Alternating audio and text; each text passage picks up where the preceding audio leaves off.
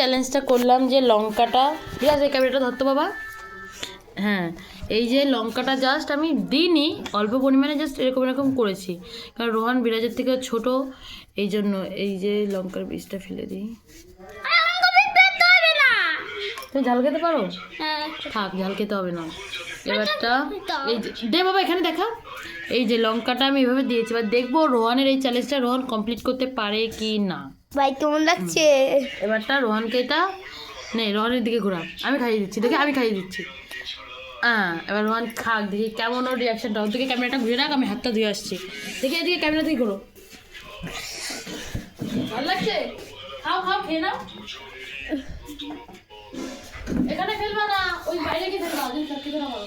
দেখো গাইস, যেটা ভাই হেরে গেছে, এর জন্য ভাই ফেলে দিয়েছে। ভাই ফেলে দিয়েছে, এদিকে ঘোরা, এদিকে ঘোরা ক্যামেরা।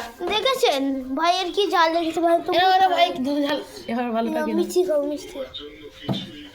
দেখলে ভাই এখানে ফেলে দিল, এখানে ভাই ফেলে দিল। রোহান যেহেতু চ্যালেঞ্জটা পারেনি, এই জন্য রোহান এখন অন্য একটা চাচ্ছো মা, চাচ্ছো। ঝালটা কন্ট্রোল করে নিয়েছে। এই যে রোহান ঝালটা খেতে পারেনি, এদিকে ও বলছিল আমাকে লঙ্কার বীজটা দিতে, তাই তো?